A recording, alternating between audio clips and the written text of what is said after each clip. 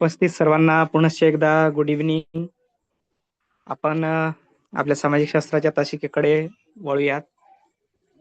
भरपूर जणांना आता वेळ जी काही देण्यात आलेली आहे त्या वेळेनुसार प्रत्येकाची तयारी चालू आहे आणि प्रत्येकाचं नियोजन सुद्धा त्या वेळेमध्ये ठराविक पद्धतीनं सुरळीतरित्या चालत आहे. म्हणजेच आता परीक्षेचा जो काही आपला आवाका आहे तो दिवसांचा कालावधी जो आहे तो कमी कमी होत आहे. म्हणजे आपल्याकडं भरपूर जे काही संध्या म्हणजे समजा दिवसांचा वेळ होता, जसं जाहिरात आल्यापासून ते आतापर्यंतचा, तो आता एक एक दिवस काउंट डाऊन चालू झालेला आहे. म्हणजे एका एकानं ते दिवस कमी कमी होत आहेत आणि परीक्षेच्या टायमापर्यंत आपण येऊन पोहोचत आहोत.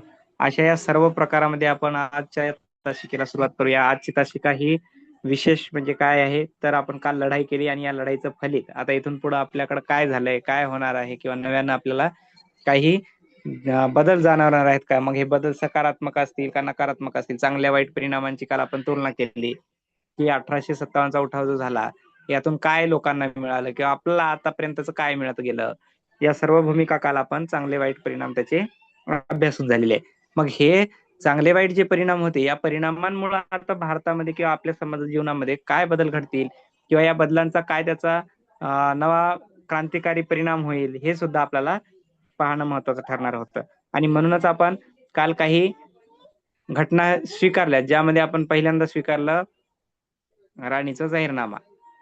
राणीच्या जाहीरनाम्याअंतर्गत राणीने आपल्याला अभिवाचन दिलं होतं. त्या अभिवाचनानुसार आता कारवाई होते का नाही हे पाहणं महत्वाचं होतं. कारण जसं मी तुम्हाला सांगितलं, एखादं जर लेकरू रडत असेल, लहान बाळ रडत असेल तर त्याला शांत करण्यासाठी किंवा त्याचा आवाज बंद करण्यासाठी त्याला पुन्हा प्रेमानं जवळ घेण्याचा प्रयत्न आपण करत असतो. लाडाने त्याला कुरवाळतो, काही हट्ट असेल त्याचा तो पुरवण्याचा प्रयत्न करतो.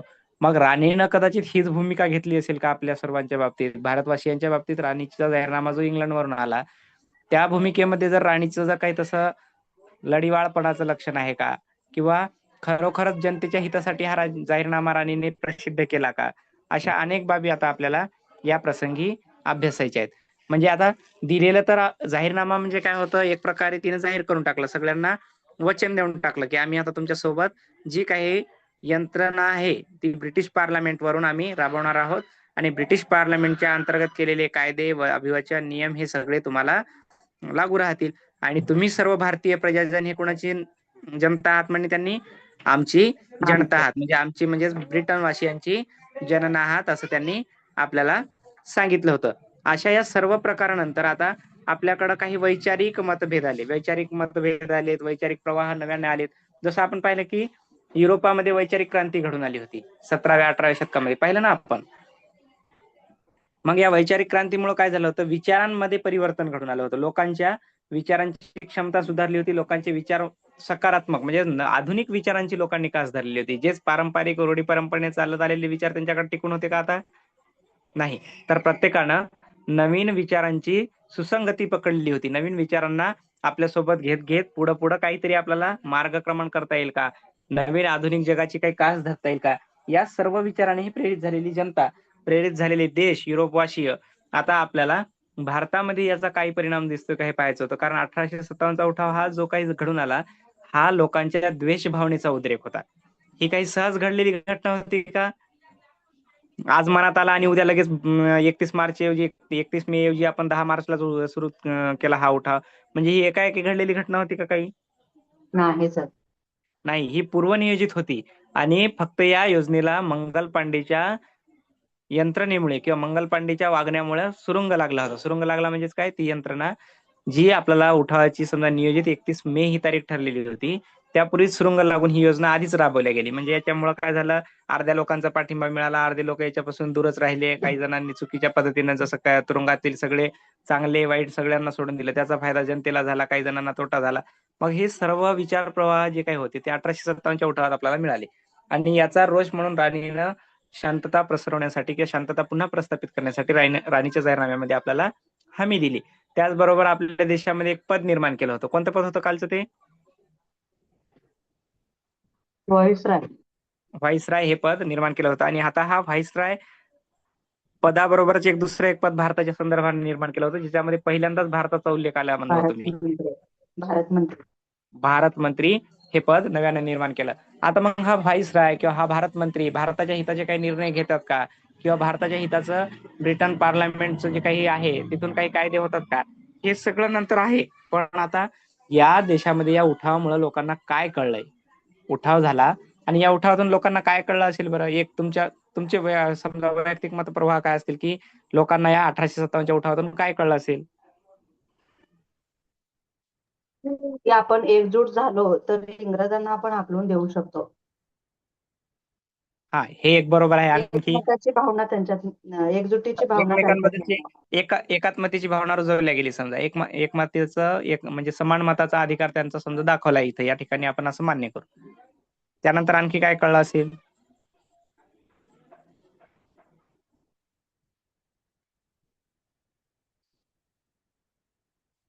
जसं इंग्रजांनी पहा, बाजीरावाच्या आधी जे पहिलं मराठा इंग्रज युद्ध झालं होतं त्यावेळेस इंग्रज हारले होते. आणि इंग्रज हारल्यावर इंग्रजांनी काय केलं बरं? Wait and watch. Wait and watch. त्यांनी ठरवलं मनामध्ये की ही भूमिका आज जी आपण युद्ध करत आहोत ही योग्य वेळ नाही. या वेळी जर आपण पुन्हा पुन्हा युद्ध केलं तर आपलाच पराभव होईल, आपलाच नुकसान होईल आणि आपण हे करू शकणार नाही. मग इंग्रजांनी काय केलं? वाट पाहिली. कशाची वाट पाहिली? योग्य संधीची वाट पाहिली, योग्य वेळेची वाट पाहिली. मग आता आपल्या देशातल्या लोकांना या उठावातून काही, जे तुम्ही म्हणता एकतेचं महत्व कळलं किंवा इतर बाबी त्यांना समानतेची वागणूक मिळाली किंवा इतर काही समजा त्यांच्या हक्काबाबत बोललेत, पण याच्यातून लोकांना काय कळलं असेल की नवीन समजा काहीतरी विचारधारा किंवा विचारप्रवाह त्यांच्या डोक्यामध्ये निर्माण झाले असतील का? जसं मी म्हणतोय की 1784 1800च्या दरम्यानचा जो मराठा आणि इंग्रज युद्धामध्ये त्यांना अदल घडली होती, त्यावेळेस इंग्रजांनी काय केलं की ही जी काही वेळ आहे युद्धाची ती आपल्यासाठी योग्य नाही, आपण थोडासा प्रयत्न करू, वेळेची वाट, संधीची वाट पाहू, असं त्यांनी समजा मनामध्ये ठरवलं. त्याच पद्धतीचं भारतीयांच्या मनामध्ये काही आलं असेल का?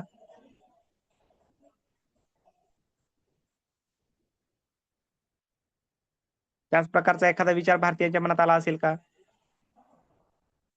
आपण म्हणजे क्रांती करून आपण म्हणजे आपलं भारत मंत्री पद निर्माण केलं, म्हणजे थोडं का होईना आपण राज्यकारभार करू शकतो. पण इंग्रजांना पूर्णच हाकलून देऊन पूर्ण आपण स्वतंत्रचा विचार केला तर असा विचार त्यांच्यात आला.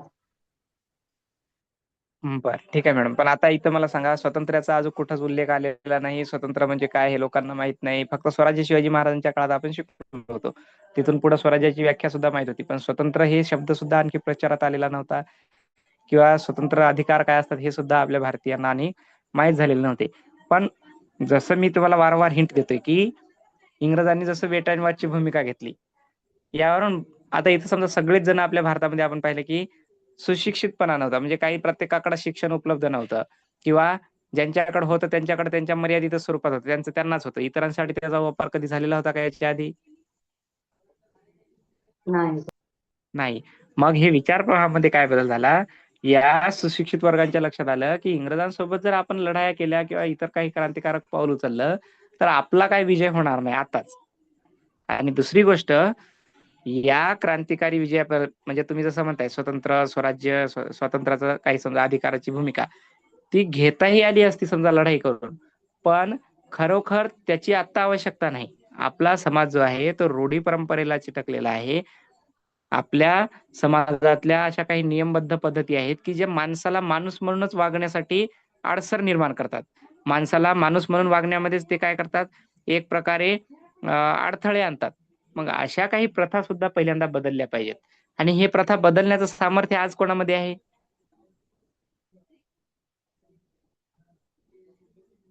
कुणाकडे आहे सामर्थ्य आज ही प्रथा भारतीयांमध्ये सर, बदलण्याचं? भारतीयांमध्ये. भारत भारतीयांमध्ये आहे का मॅडम? सांगा मला तुम्ही. भारतीयांमध्ये जर असतं सुरुवातीला त्यांनी स्वतःहून बदलल्या नसत्या का?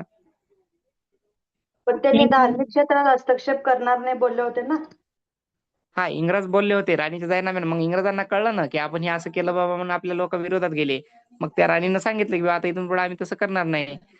पण आता स्वतःहून काय झालं, भारतामधले जे विचारवंत होते, ज्यांच्याकडे शिक्षण होतं, ज्यांनी शिक्षण घेतलेलं होतं, जसं राजा राममोहन राय सारखे व्यक्ती होते, गोपाळ गणेश आगरकरांसारखे होते, त्याच्यानंतर इतर काही टिळकांसारखी व्यक्तिमत्व होते, ज्यांचा नवा विचार प्रवाह आता उदयाला आला. आणि या लोकांनी काय केलंय, सामाजिक बंधनं झुगारून, धार्मिक बंधनं झुगारून सामाजिक दायित्व स्वीकारलं. म्हणजे इथं धार्मिक जी काही रूढी परंपरा होत्या त्याची बंधनं झुगारून नव्या दिशेने वाटचाल करणं, नवी आशा घेऊन मानवाला सामर्थ्यवान बनवणं, हा विचार त्यांच्यामध्ये डोक्यामध्ये निर्माण झाला. जरा मला सांगा, जर भारतामध्ये इंग्रज आलेच नसते तर सतीप्रथा बंद झाली असती का? नाही. चालूच होतं आपलं. एवढ्या लवकर झाली नसती. पर्यायानं आपल्याला त्याच्यासाठी आणखी भरपूर वेळ वाट पाहावी लागली असती. विधवा पुनर्विवाह झाला असता का?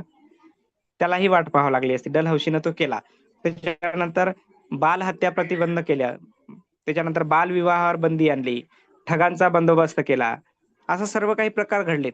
हे प्रकार जे सकारात्मक बाजूने विचार करण्यासारखे होते, हे विचार त्यावेळेसच्या लोकांच्या मनामध्ये होते. चांगल्या लोकांनी त्याचा पुरस्कारही केला. त्यांनी त्यांची मदत घेऊन ते राबवलेही. पण भारतीयांना हे त्यावेळेस पटलं नाही. पण आता खरोखर समाजामध्ये जागृती होण्याच्या दिशेनं पावलं उचलली जाऊ लागली. आणि याचाच परिणाम काय झाला? भारतामध्ये धार्मिक व नवे विचार प्रवाह सुरू झाले. आता धार्मिक विचारांच्या पलीकडे जाऊन काहीतरी चळवळी सुरू झाल्या. मग या चळवळी कोणत्या होत्या? या चळवळीच्या आधुनिक रूपामध्ये आता काहीतरी नवजागृती करण्याचं सामर्थ्य या विचारवंतांच्या मनामध्ये आलेलं होतं. जर इंग्रजांचं जर विचार प्रवाह आपल्या देशामध्ये रुजले, त्यांची जर संस्कृतीतले काही चांगल्या बाबी जर आपण घेतल्या, जसं आपली संस्कृतीला ते तुच्छच मानत. समजा त्यांनी काय सांगितलं होतं, Indians and dogs are not allowed. म्हणजे आपल्याला त्यांनी समजा तुलना केली होती, आपण तुच्छ आहोत किंवा आपण काळ्या वर्णाचे आहोत असं समजा आपल्याला मानत. त्यांची संस्कृती श्रेष्ठ आहे, त्यांचे विचार श्रेष्ठ असे ते म्हणायचे. मग हे सर्व त्यांना जर असेल, समजा त्यांनी आपल्या इथल्या काही बाबी स्वीकारल्या, तसं मग आपल्याला काही त्यांच्या बाबतीमध्ये स्वीकार्यता ठेवणं आवश्यक होतं. पण ते आपण स्वीकारण्याचा याच्यापूर्वी 1857 पूर्वी प्रयत्न केला का? नाही. नाही केला. मग आता हा प्रवाह, विचार प्रवाह जे काही आलेले आहेत, जी काही मतमतांतरे या देशामध्ये आलेली आहेत, या सर्वांचा स्वीकार करणं पर्यायानं बंधनकारक ठरणार होता. आणि हा विचार लोकांच्या मनात रुजवू लागला होता. म्हणजे आता त्यांना कळलंय की इंग्रजांसोबत आपण कितीही जरी मोठी गर्दी केली तर आपण लढाई हारणारच आहोत. कारण त्यांच्याकडे काय आहे? आधुनिक यंत्रसामग्री आहे, आधुनिक वाहतूक सुविधा आहे, आधुनिक शस्त्रसाठा आहे. त्याच्यानंतर मनुष्यबळ जास्त आहे, त्यांचं सुशिक्षित वातावरण आहे, त्यांच्याकडं शिस्तबद्ध सैन्य आहे. आपल्याकडे तसं काही आहे का? काहीच नाही सर.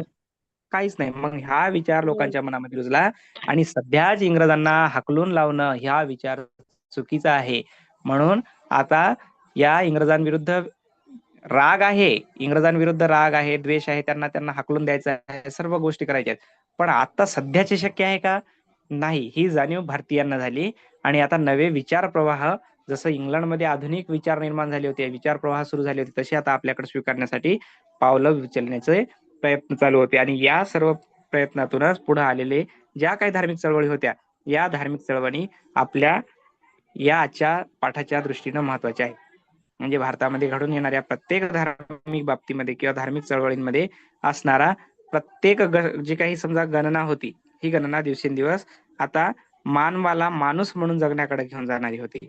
पहिलीची जी काही समजा रचना होती, धार्मिक रूढी परंपरा, जातीवाद, अंधश्रद्धा, धर्म, वंश, जात, भेद, याच्या पलीकडे जाऊन आता समाजाची निर्मिती करण्याचं या तरुण मंडळीच्या, तरुण नेतृत्वाच्या मनामध्ये विचार निर्माण झाले. आणि यातूनच आता ह्या सर्व बाबी घडायला सुरुवात झाली. मग पहिल्यांदाच काय झालं? पहिल्यांदा एक घटना घडली, ती झाली बंगालमध्ये. आणि बंगालमध्ये जी घटना घडली त्या बाबीमध्ये तुम्हाला सांगतो. पहिल्यांदा बंगालमध्ये, आता मला सांगा काय काय असतं, कोण असेल बरं प्रमुख बंगालमध्ये त्यावेळेस? व्हाईसरॉय. व्हाईसराय. आता व्हाईसराय आहे, आणखी व्हाईसराय आहे, बरोबर आहे. व्हाईसरायचं हे पद जे काही आहे, हे पद आता मला सांगा, फक्त त्या बंगाल प्रांतापुरतं आहे का पूर्ण भारतासाठी आहे बरं? आता हे भारतासाठी आहे सर. कारण पहिले आपण पाहिलं की गव्हर्नर जनरल हा बंगालचा होता, पण आता जे काही व्हाईसरायचं पद निर्माण केलेलं होतं ते कोणासाठी होतं? संपूर्ण भारतवर्षासाठी, म्हणजे भारत देशासाठी लागू केलेलं पद होतं. आणि अशा पद्धतीने हे सर्व काही रचना त्यांच्याकडं चालून आलेल्या होत्या. मग या रचनेच्या माध्यमातूनच आता काय घडलंय पहा. पहिल्यांदा आलाय एक विचार प्रवाह नवीन, आणि त्या विचार प्रवाहाच्या माध्यमातून बंगाल प्रांतात ही क्रांती घडली. आणि ही क्रांती घडली ब्राह्मो समाजाच्या स्थापनेने. ब्राह्मो समाज. आता हे ब्राह्मो समाज काय होता, आपल्या परीक्षेच्या दृष्टीने याचं महत्व काय आहे, आणि या समाजाने कोणतं विशेष कार्य केलं, हे सुद्धा आपल्याला पाहणं गरजेचं असते. आता पहा, राजा राममोहन राय यांनी 1828 मध्ये बंगाल प्रांतात ब्राह्मो समाजाची स्थापना केली. बंगाल प्रांतामध्ये स्थापना केली. पहा, याच्यावरती प्रश्न कसे येतात आता तुम्हाला. ब्राह्मो समाजाची स्थापना कोणी केली? पहिला प्रश्न, कोणी केली ब्राह्मो समाजाची स्थापना? राजा मोहन राय. राजा राममोहन राय. ब्राह्मो समाजाची स्थापना कधी झाली? 1818 ब्राह्मो समाजाची स्थापना कोणत्या प्रांतात झाली? बंगाल प्रांतात. बंगाल प्रांतात. इथपर्यंत आलं. आता यानंतर काय झालं, या ब्राह्मण समाजानं काय केलं, अनेक भाषा व धर्मांचा अभ्यास केला. यातून त्यांनी अद्वैतवाद विचारसरणी विकसित केली. अद्वैतवाद म्हणजे काय? दैव, नशीब गिशीब जे काही असेल तुमचं, देव धर्म हे जे काही बाबी असतील, श्रद्धा अंधश्रद्धा, या सर्वांवर त्यांनी एक विचारसरणी मांडली आणि त्याला म्हणायचं अद्वैतवादी. त्यानंतर पहा, एकेश्वरवाद. एकेश्वरवाद म्हणजे काय बरं? देव एकच आहे. हा, देव एकच आहे असं आपल्याकडे जसं 33 कोटी देव आपण म्हणतो, किंवा इतर वेगवेगळ्या धर्माचे जसं हिंदू, मुस्लिम, शीख, पारशी, गिरशी, हे सगळे जेवढे काही जाती धर्म आपल्या देशामध्ये आहेत, या सर्वांचा देव वेगवेगळा आहे. सर्वजण वेगवेगळ्या देवाचं अस्तित्व मान्य करतात. मग या ब्राह्मण समाजानं काय सांगितलं? एकेश्वरवाद. ईश्वर सगळीकडे एकच आहे. तो कोणत्याही धर्मात गेला, कुठेही गेला तरी तो काय आहे? एकच आहे. अनेक देवतावादाचा त्याने विरोध केला. त्यानंतर पहा, उच्च नीच असा भेदभाव न बाळणे. उच्च नीच भेदभाव पाळला का? नाही. कर्मकांडास विरोध केला. कर्मकांड म्हणजे जे काही नवस, तिथी, त्याच्यानंतर बळी देणे, पडदा पद्धती, अशा काही समजा कर्मकांडाच्या ज्या बाबी होत्या, म्हणजे बालहत्या असेल, काय असेल, या सर्व प्रथांचा त्यांनी काय केला? विरोध केला. सगळ्यात महत्वाचं सांगितलं, प्रार्थनेचा मार्ग. ईश्वराला जर प्रसन्न करायचं असेल तर काय आवश्यक आहे? प्रार्थना. तुमची भक्ती आवश्यक आहे. अशी ही काही तत्वे ब्राह्मण समाजाने मांडली. या ब्राह्मण समाजानेच राजा राममोहन राय यांनी सती प्रथा, बालविवाह, पडदा पद्धती या सर्व बाबींना विरोध केला. पहा, सती प्रथा बंदी आपण शिकलो होतो. सती प्रथा बंदीचा कायदा कोणी केला होता? डलहौसी. डलहौसीने केला होता का मॅडम? मग विधवा पुनर्विवाहाचा कायदा कोणी केला? सतीबंदीचा कायदा कधी झाला होता? डलहौसी कोण्या काळामध्ये भारताचा गव्हर्नर जनरल होता? म्हणजे भारतामध्ये गव्हर्नर जनरल म्हणून आला होता. काळ पहा ना, काळ वेळ पहा त्याची कुठं आहे. सतीबंदीचा कायदा राजाराम मोहन राय यांनी. हो, राजा राममोहन राय यांच्या प्रयत्नाने झाला होता. कोणी केला होता हा कायदा? इंग्रज अधिकारी कोण होते लॉर्ड त्यावेळेस? पेंटिंग. बेंटिंगने केला होता. कधी केला होता?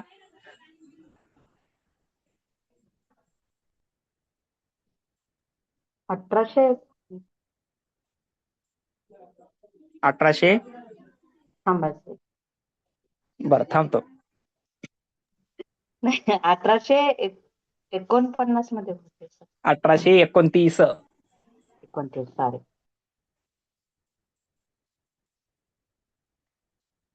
आणि डलहौसीची कारकीर्द 1854 पर्यंत होती. 54, 55, 56. कारण 56ला शेवटी त्याचं काय झालंय, त्याच्या जागी लॉर्ड कॅनिंग हा गव्हर्नर जनरल म्हणून भारतामध्ये आलेला होता. म्हणजेच 1856 मध्ये जो विधवा पुनर्विवाहाचा कायदा झाला, तो कायदा डलहौसीने केला होता. लॉर्ड डलहौसी, ज्याच्या काळामध्ये रेल्वे, पोस्ट खाते, टपाल खाते, तुमची तार यंत्रणा, या सर्व बाबी झाल्या होत्या आणि खालसा धोरण अशी तो संबंधित होता. मग हे सतीप्रथा बंदीचा कायदा लॉर्ड विल्यम बेंटिंगच्या मदतीने राजा राममोहन राय यांनी घडवून आणला होता आणि याची पूर्णतः अंमलबजावणी झाली होती. मग आता यांनी हे ब्राह्मण समाजाअंतर्गत मांडलेले विचार चांगले होते, समाज सुधारण्याच्या बाबीनं आवश्यक होते, शिक्षणाचा प्रसार यातून झालेला होता आणि सर्वसामान्यांच्या प्रतीमध्ये माणसाला माणूस म्हणून वागणूक देणारे किंवा शिकवण देणारे हे विचार होते का? हो सर, चांगले विचार. म्हणजे आता धर्म सुधारणा सुद्धा सुरू झाली आणि त्याचबरोबर धर्म सुधारणेच्या माध्यमातून समाजाची सुधारणा सुद्धा करण्याचं पाऊल या विचारवंतांनी उचललं होतं. मग पहिली याची सुरुवात कुठे झाली? बंगाल प्रांतात. आणि बंगाल प्रांतात ही सुरुवात कोणी केली होती? राजा राममोहन राय यांनी. आता राजा राममोहन राय यांच्या बाबत थोडस सांगतो. राजा ही त्यांना देण्यात आलेली पदवी आहे आणि राममोहन राय हे त्यांचं पूर्ण नाव आहे. त्यांचे आजोबा होते, त्यांचं मूळ आडनाव बॅनर्जी होतं. मग हे शहाजहान बादशहाच्या दरबारामध्ये असताना त्यांना राजा ही पदवी देण्यात आली होती, म्हणून त्यांना राजा हा किताब देण्यात आल्यामुळे त्यांच्या नावापुढे राजा लावतात. जसं एखाद्या डॉक्टर असेल, एखाद्या वकिलाच्या पुढे ऍडव्होकेट लावतो, शिक्षकाच्या पुढे जसं शिक्षक म्हणून TR लावतात, तसं राजा ही त्यांच्या नावापुढे लावलेली पदवी होती. त्यांच्या आजोबांना ती देण्यात आलेली होती. आता यानंतर पुढचा विचार प्रवाह जो आहे तो आहे प्रार्थना समाज. याचे संस्थापक होते दादोबा पांडुरंग तरखडकर. प्रार्थना समाजाच्या आधी आपण सत्यशोधक समाज आहे, सत्यशोधक समाजाची सुद्धा माहिती घेणार आहोत. आता यामध्ये पहा, सत्यशोधक समाज जो आहे तो आहे महात्मा फुले यांनी स्थापन केलेला सत्यशोधक समाज, आणि समाजाची स्थापना झाली होती 1873 मध्ये पुणे या ठिकाणी. आता सत्यशोधक समाजानं कार्य काय केलं, तर समतेच्या तत्वावर आधारित समाज निर्मिती केली. समतेच्या आधारावर समतेच्या तत्वावर समाज निर्मिती, म्हणजे समतेचं तत्व म्हणजे काय असेल बरं, सर्वांना समानतेची वागणूक देणारं तत्व. मग या तत्वाच्या आधारावर समाजाची निर्मिती करण्याचं काम कोणी केलं, सत्यशोधक समाजानं. सत्यशोधक समाजाची संबंधित काही प्रश्न आहेत पहा. संस्थापक कोण होते, संस्थापक महात्मा फुले. महात्मा ज्योतिबा. महात्मा फुले. स्थापना कुठं केली, पुण्याला, आणि कधी झाली ही, 1873. आता महात्मा फुले यांची ग्रंथसंपदा आहे पहा. आता याच्यामध्ये काय सांगितलं, हे कार्य पहा यांची: समतेच्या तत्वावर समाज निर्मिती, स्पृश्य अस्पृश्यतेला विरोध, जसं उच्च नीच कनिष्ठ श्रेष्ठ असं काही बाळगायचं नाही. त्यानंतर बहुजन समाजाच्या शिक्षणाचा पुरस्कार केला. पहिल्यांदा हा विचार महत्वाचा आहे, शिक्षणाचा पुरस्कार केला. याच्यापूर्वी महात्मा फुलेंच्या पूर्वी शिक्षणाचा प्रसाराच्या बाबत कोणी केले होते का प्रयत्न महाराष्ट्रामध्ये? नाही. नाही म्हणता येणार नाही, केले होते. कोणी केले होते? जगन्नाथ शंकर शेट यांनी सुद्धा केले होते त्यांच्या कार्यकाळामध्ये, त्यांच्या राज्यामध्ये. पण त्यांनी मुंबई प्रांतापुरते मर्यादित होते. त्यांचे प्रयत्न कुठपर्यंत होते? मुंबई प्रांतात. मुंबई प्रांतात. मग महात्मा फुलेंचे जे विचारसरणी, महात्मा फुलेंच्या या बाबतीमध्ये सर्व काही बाबी आपल्याला महत्वपूर्ण ठरणाऱ्या आहेत. अशा सर्व बाबी आपण या ठिकाणी पाहत आहोत. आता त्याच्यानंतर पहा, ब्राह्मणांचे कसं, शेतकऱ्याचा असोड, सार्वजनिक सत्यधर्म, हे काही ग्रंथ सुद्धा महात्मा फुलेंनी लिहिले आहेत. आणि या ग्रंथातून समाजाला उपयुक्त असं समाज जागृती काही उपदेश त्यांनी केलेले आपल्याला दिसून येतात. म्हणजेच लक्षात येईल, प्रत्येक समाज आर्य समाज पण होता ना, आर्य समाज. हो, आर्य समाज पण आहेत, इतर समाज पण आहेत, आपल्याला एका शिकत जायचे. आता पहिल्यांदा आपण ब्राह्मण समाज पाहिला, त्यानंतर इतर काही समाजांची सुद्धा माहिती घेत आहोत. या सर्व माहितीच्या अनुषंगाने आपण या ठिकाणी आलेले आहोत. एकच मिनिटात चालूच राहू द्या, थोडस नेटवर्क प्रॉब्लेम आहे.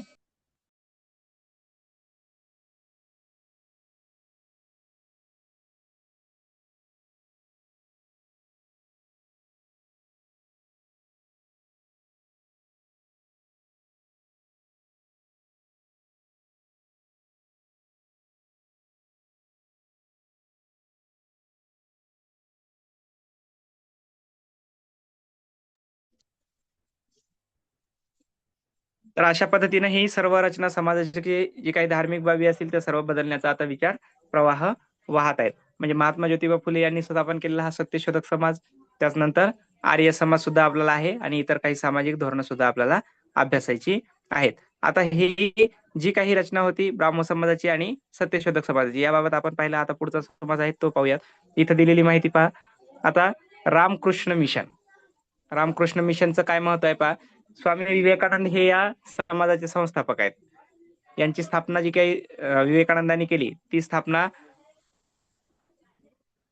1897 मध्ये करण्यात आली. रामकृष्ण मिशन. आता हे रामकृष्ण मिशन काय होतं, तर गुरु रामकृष्ण परमहंस यांच्या स्मरणार्थ हे मिशन सुरू करण्यात आलं होतं. आणि या मिशननं काय कामं केलेत, लोकसेवेची कार्य हाती घेतली. यामध्ये दुष्काळग्रस्तांना मदत करणे, रोगी दिनदुबळ्यांना औषधोपचार करणे, स्त्रियांना शिक्षण देणं, आध्यात्मिक उन्नती क्षेत्रात कार्य केलेली आढळतात. आता इथं पहा, रामकृष्ण मिशननं महात्मा फुलेंच्या आदर्शावर पाऊल टाकलेलं आहे आणि स्त्री शिक्षणाला त्यांनी प्राधान्य दिलेलं आहे. आता ह्या विवेकानंदांबद्दल सांगायचं म्हणजे विशेष काय आहे पहा, तर 1893 मध्ये अमेरिका येथे जी शिकागोमध्ये जी धर्म परिषद झाली होती, त्या धर्म परिषदेमध्ये हिंदू धर्माचं प्रतिनिधित्व स्वामी विवेकानंदांनी केलेलं होतं. या धर्म परिषदेच्या अंतर्गत त्यांनी आपल्या राष्ट्राचं, हिंदू धर्माचं प्रतिनिधित्व करून आपल्या धार्मिक बाबी किंवा हिंदूंचे जे काही हिंदू धर्माचे विचार प्रवाह आहे ते ठिकाणी मांडण्याचं काम केलं होतं. तरुणांना त्यांनी एक संदेश दिलेला आहे, उठा, जागे व्हा, ध्येय सिद्ध झाल्याशिवाय थांबू नका. पहा, आजही आपण म्हणतो उठा, जागे व्हा आणि ध्येय साध्य झाल्याशिवाय थांबू नका, असा संदेश स्वामी विवेकानंदांनी आपल्याला या माध्यमातून दिलेला आहे. युवकांचे प्रेरणास्थान म्हणून सुद्धा आपण त्यांना ओळखतो, आणि युवकांच्या प्रेरणास्थानाअंतर्गत आपण त्यांचा एक दिवस 12 जानेवारी युवक दिन म्हणून सुद्धा साजरा करत असतो. असा हा रामकृष्ण मिशन स्वामी विवेकानंद यांनी स्थापन केलेला एक धार्मिक संप्रदाय. मग आता मला सांगा, रामकृष्ण परमहंस हे त्यांचे गुरु होते, ते काली मातेचे उपासक होते, या बाबी सर्व काही आहेत. मग हे जे काही विवेकानंद आहेत, या विवेकानंदांचं मूळ नाव काय होतं बरं? स्वामी विवेकानंद यांचं मूळ नाव काय होतं?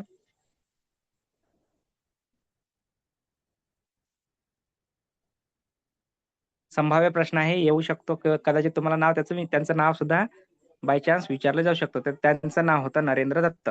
नाव काय होतं त्यांचं?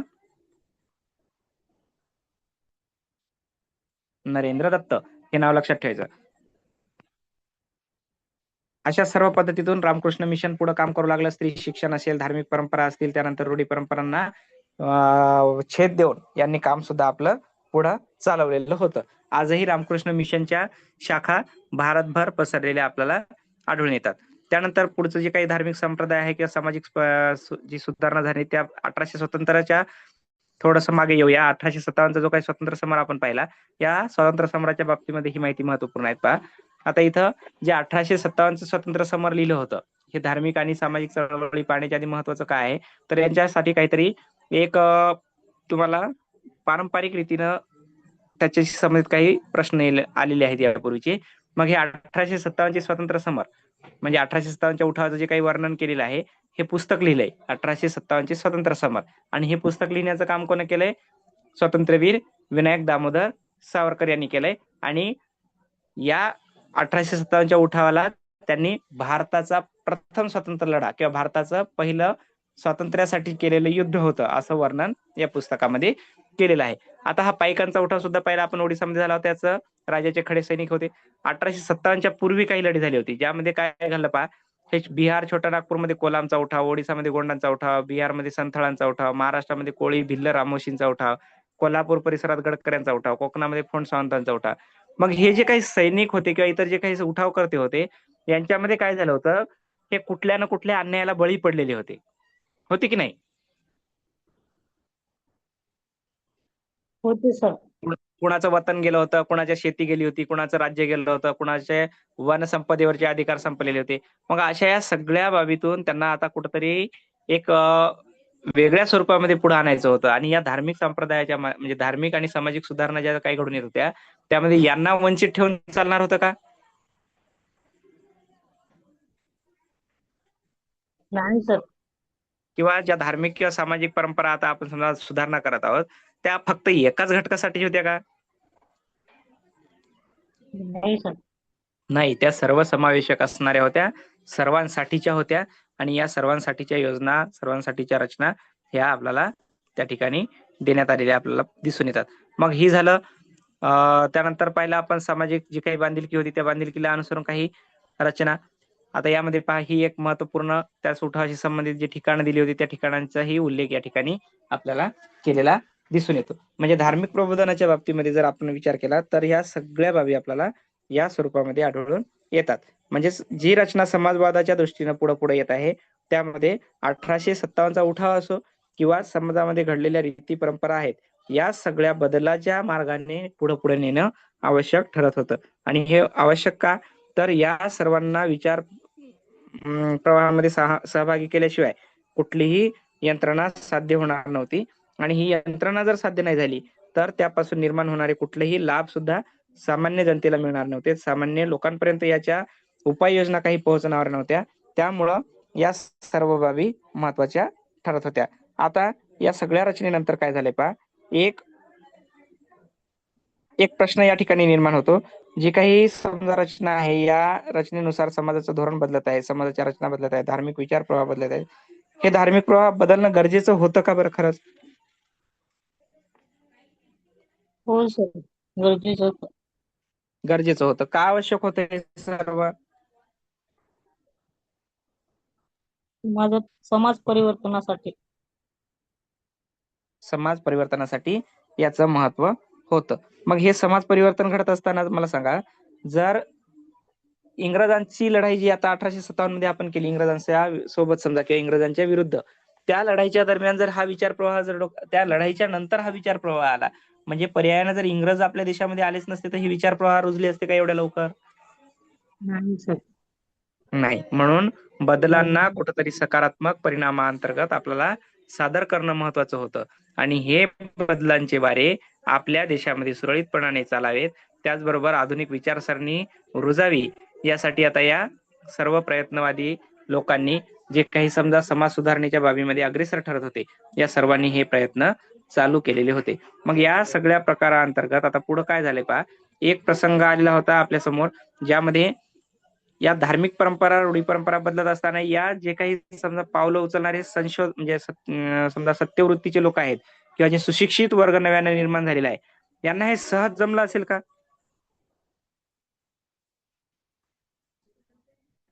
म्हणजे लोकांना सांगत आहेत आज आज सांगितलं आणि उद्या झालं, असं होईल का हे?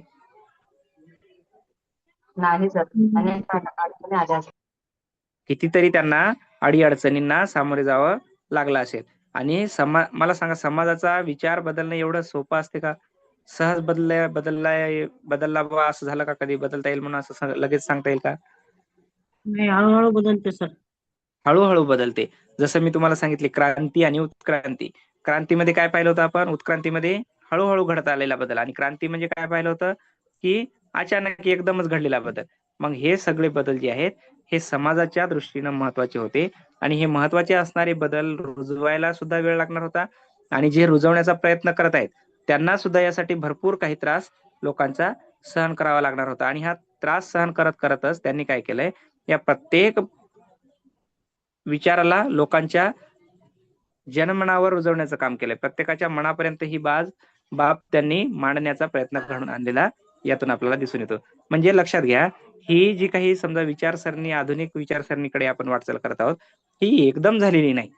तिला खूप कालावधी जावा लागला, प्रत्यंतर घडावी लागली, लोकांना प्रत्यक्ष समजून द्यावं लागलं, पटवून द्यावं लागलं, आणि यानंतर हा सर्व खटाटोप झाल्यानंतर हे मुद्दे उपस्थित झाले. असो, पुढील आपलं जे काय आहे त्याकडे वळूयात. आता या नंतर आपण पाहिलं होतं प्रार्थना समाज पाहिला. प्रार्थना समाज जो होता हा दादोबा पांडुरंग तर्खडकर यांनी 1848 साली मुंबई येथे परमहंस सभा नावानं स्थापन केलेला होता. पहा आता या जी काही रचना आहे, परमहंस सभा असेल, त्यानंतर तुमचं प्रार्थना समाज असेल, या सर्व बाबी आपल्याला या ठिकाणी अनुभवायला मिळतील. आता सगळ्यात महत्वाचं म्हणजे या प्रार्थना समाजानं काय सांगितलं, याच्या नावामध्ये काय शब्द आहेत? प्रार्थना समाज नाव काय आहे? प्रार्थना करणे देवाची. प्रार्थना समाज नावातच आहे. मग प्रार्थना समाजाचा मुख्य उद्देश किंवा मुख्य तत्व काय असेल? मुख्य मार्ग काय असेल? उपदेश काय असेल मुख्य? प्रार्थना करणे. करून सांगा. प्रार्थना करणे हा मुख्य उद्देश असेल, आणि या प्रार्थनेच्या अंतर्गत त्यांना इतर सर्व बाबीचे आढावा घ्यायचा होता, आणि या सर्व आढाव्यातूनच त्यांना काय काय साध्य करायचं होतं की प्रत्येक जी बाबी त्यांना दिलेली आहे त्या बाबीनुसार धर्म सुधारणा, सामाजिक सुधारणा या सगळ्या रचना शिकून घ्यायच्या होत्या. आणि म्हणूनच काय झालं, या सगळ्या रचना शिकत असताना प्रत्येक बाबीमध्ये न्याय निवाडा करणं असेल, धार्मिक बाजू मांडणं असेल, या सर्व रचना त्यांना अभ्यासताना काही ना काही बदलाला सामोरं जावं लागलेलं होतं. आणि हे बदलांचे विचार जे वाहत होते ते सुद्धा एका आधुनिक पद्धतीने समोर येत होते. मग हे प्रार्थना समाजाचं महत्व काय पहा. दादोबा पांडुरंग तर्खडकर जे संशोधक आहेत किंवा विचारवंत आहेत, संशोधक म्हणणार नाही मी, सॉरी, विचारवंत आहेत. आता या विचारवंतांचं जे काही महत्व आहे ते आपल्याला यातून समजून घ्यायचं आहे. पहा, दादोबा पांडुरंग तर्खडकर यांनी 1848 साली मुंबई येथे परमहंस सभेची स्थापना केली. कोणत्या सभेची स्थापना? परमहंस सभा. आता ही परमहंस सभा काय होती किंवा या सभेचं महत्व काय होतं हे सुद्धा पाहूयात. इथं दिलेली प्रत्येक माहिती जी आहे या संबंधित तुम्हाला आवश्यक आहे. परीक्षेच्या दृष्टीने यावरती आधारित काही प्रश्न सुद्धा यापूर्वी विचारण्यात आलेले आहेत. तर इथं पहा, ही परमहंस सभा मुंबई येथे स्थापन झालेली होती. मुंबईमध्ये ही सभा ज्यावेळेस झाली त्यावेळेस लोकांमध्ये दोन गट पडले. लोकांमध्ये म्हणण्यापेक्षा या विचारवंतांमध्येच दोन गट पडले. आणि या विचारवंतांनी काय केलंय, जी दिलेली सभा होती या सभेचं थोडंसं रूपांतर केलं, आणि पुढे परमहंस सभा विसर्जित झाली. तिच्याच काही सभासदांनी किंवा सदस्यांनी काय केलंय, प्रार्थना समाज स्थापन केला. दादोबांचे बंधू जे होते आत्माराम पांडुरंग तर्खडकर, आता हे दादोबा पांडुरंग तर्खडकर एक आणि त्यांचे बंधू आत्माराम पांडुरंग तर्खडकर या दोघांनी मिळून ही सभा स्थापन केली. आणि या सभेचे, प्रार्थना सभेचे पहिले अध्यक्ष होते हे आत्माराम पांडुरंग तर्खडकर. डॉक्टर आत्माराम पांडुरंग तर्खडकर यांच्याकडे अध्यक्षपद देण्यात आलेलं होतं. या संस्थेत मुंबई विद्यापीठातील तरुण पदवीधर मिळाल्यामुळे त्याची प्रतिष्ठा आली. आता पहा, मुंबई विद्यापीठातील तरुण पदवीधर, पदवीधर म्हणजे उच्च शिक्षित वर्ग याला मिळाला. शिक्षित वर्ग, पूर्णतः शिक्षणाने प्रभावित असणारा सभासद वर्ग या प्रार्थना समाजाला लाभला. आणि मूळतः लोकांमध्ये काय रुजवायचं होतं? शिक्षणाचं महत्व रुजवायचं होतं, आधुनिक शिक्षणाचं. जसं प्रतापसिंह यांनी इंग्रजी शिक्षणाची सुरुवात केली होती आपल्या संस्थानामध्ये, पाहिलं आपण. मग तसाच विचार प्रवाह शिक्षणाचा वाढला पाहिजे म्हणून या समाजानं काय केलं? तरुणांना प्राधान्य दिलं. आणि हेही तरुण कोणते होते? सुशिक्षित तरुण. या तरुणांना यामध्ये सभासदत्व दिलं. न्यायमूर्ती महादेव गोविंद रानडे, डॉक्टर राघव भांडारकर यांनी प्रार्थना समाजाचे कार्य पुढे चालवले. पहा, यांनी काय केलंय? प्रार्थना समाजाचं कार्य पुढं चालू ठेवलंय. आणि या कार्याच्या माध्यमातून काय झालंय? आता हे सर्व कार्य करत असतानाच त्यांना काही बाबी विशेष जाणवल्यात. या विशेष बाबी कोणत्या? पहा, या समाजाने केलेलं कार्य, मूर्तीपूजेला विरोध केला, पहिलं कार्य. दुसरं कार्य, एकेश्वरवादाचं तत्व मांडलं, कर्मकांडाला विरोध केला. आतापर्यंत जे आपण समाज पाहिले, जसं सत्यशोधक समाज पाहिला, रामकृष्ण मिशन पाहिलं, प्रार्थना समाज पाहत आहोत, त्याच्या आधी ब्राह्मण समाज पाहिला. सर्वांमध्ये एक रूपता काय जाणवली बरं? एकसारखं काय जाणवलं या सर्वांमध्ये? चार जे आपण प्रकार पाहिले, या चारही प्रकारामध्ये आपल्याला समानता काय जाणवली?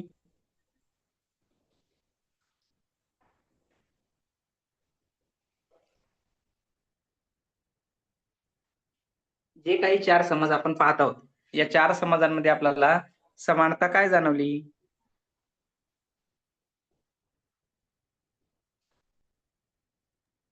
प्रार्थना कार्य करण्याच्या पद्धतीमध्ये काही समानता जाणवली का त्यांच्या?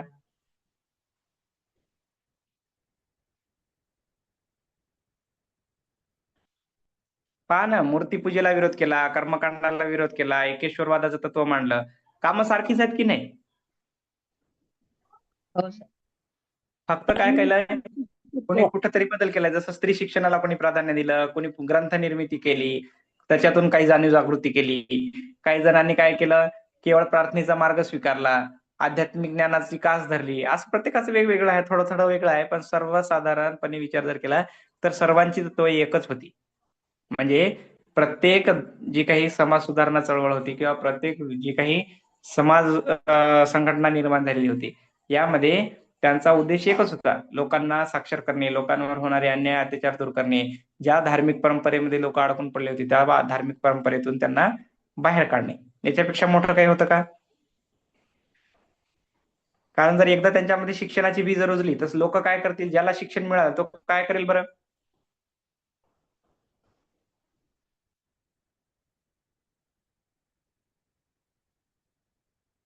ज्याला शिक्षण मिळालं, साक्षर झालेला व्यक्ती काय करावं सांगा बरं? ते सगळ्या गोष्टी कोणत्याही स्वीकार करेल सर, पण अशिक्षित लोक काय त्यांनी नाही करणार. हा, जो शिकलेला व्यक्ती आहे तो काय करणार? आपल्या पुढे आलेल्या प्रत्येक गोष्टीवर विचार विमर्श करणार, तो त्याचे विचार मांडणार किंवा त्याचे जर त्या स्वतःच्या आकलन क्षमतेनुसार तो समजून घेईल की काय चांगलं आहे, काय वाईट आहे. त्याच्यातून तो आपल्यासाठी योग्य काय, समाजासाठी योग्य काय हे स्वीकृत करेल ना. जर त्याला शिक्षणाचाच अभाव असेल तर त्याला चांगलं वाईट याची जाणीव होईल का? नाही सर, शिक्षणातून शिक्षित होईल. म्हणून शिक्षणातून विचार प्रवाह सुधारले पाहिजे, म्हणून हे सगळं चालू होतं. प्रार्थना व उपासनेवर या प्रार्थना समाजाचा भर होता. प्रार्थना समाजाने सामाजिक सुधारणेसाठी यांनी आता वेगळं काम काय केलंय? थोडंसं पुढे पाऊल टाकलं यांनी प्रार्थना समाजाने. आता यांनी काय केलंय वेगळं? तर इथं पहा, समाजाने सामाजिक सुधारणेसाठी अनाथालय काढली. जे अनाथ लेकरं इकडे तिकडे फिरतात त्यांच्यासाठी अनाथालय. स्त्री शिक्षण संस्था काढल्या. पहा आता, स्त्री शिक्षण संस्था. त्याचबरोबर कामगारांसाठी रात्रशाळा काढल्या. कामगार रात्रीचे काम करायचे, रात्री बेरात्री घरी जायचे, त्यांना आरामाची निवासाची सोय नव्हती. मग त्यांच्यासाठी रात्रशाळा. तिथंच तुम्ही काम करा, तिथंच थांबा, तिथंच शिक्षण घ्या आणि तिथंच तुमचं विचारानुसार तुमच्या परिवर्तन घडून आणा. दलितांसाठी संस्था सुरू केल्या. पहा, सामाजिक कामं वाढवलीत यांनी. प्रार्थना समाजाचे सदस्य महर्षी विठ्ठलरामजी शिंदे, आता हे नाव लक्षात घ्या, महर्षी विठ्ठलरामजी शिंदे यांनी डिप्रेस्ड क्लासेस मिशन स्थापन केलं आणि या क्लासेसच्या माध्यमातून सामाजिक समस्या सोडवण्याचा प्रयत्न केला. मग हे प्रश्न तुम्हाला येतो, प्रार्थना समाजाची स्थापना कोणी केली? किंवा जरी स्थापना नाही विचारली तर परमहंस सभेची स्थापना कुठे करण्यात आली होती असा प्रश्न येतो. कुठे केली होती परमहंस सभा?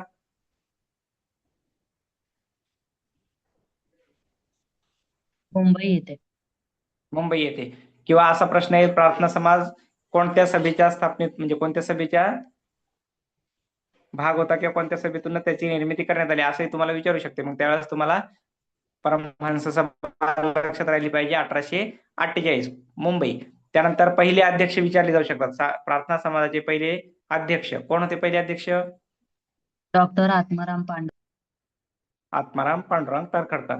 त्यानंतर त्यांची तत्व तुम्हाला माहित झाली. आता इथं एक प्रश्न येतो, डिप्रेस्ड क्लासेस मिशन कोणी स्थापन केलं हे? महर्षी विठ्ठल रामजी शिंदे. मग महर्षी विठ्ठल रामजी शिंदे हे कोणत्या समाजाशी संबंधित होते असा प्रश्न येते. प्रार्थना समाज. आता काय होतंय पहा, असं एखाद्या व्यक्तीचं नाव विशेष तत्वानं आलं तर तो व्यक्ती कोणत्या समाजाशी निगडीत होता असा प्रश्न भरपूर वेळा विचारलेला आहे आणि इथूनही पुढे विचारला जाऊ शकतो. म्हणून या सर्व बाबी लक्षात ठेवायच्या. आता हे झालं प्रार्थना समाजाचं महत्व आपण अधोरेखित केलं.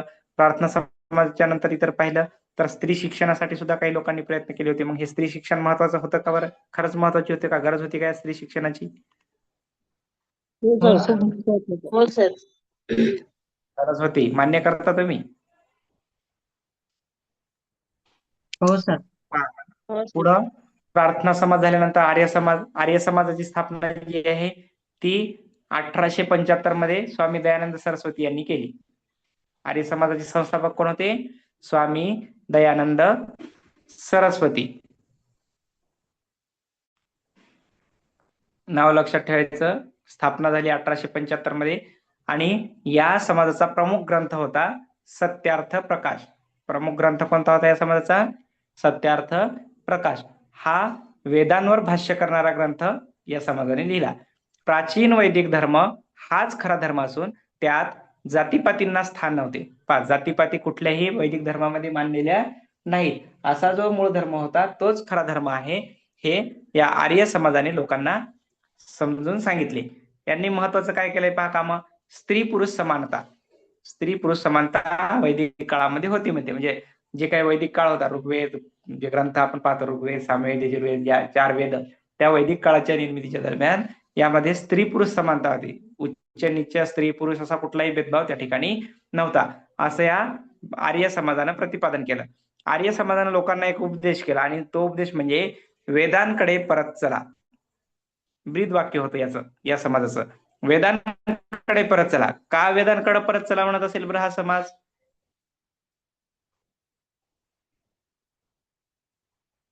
असं उपदेश लोकांना का केला असेल वेदांकडे परत चला?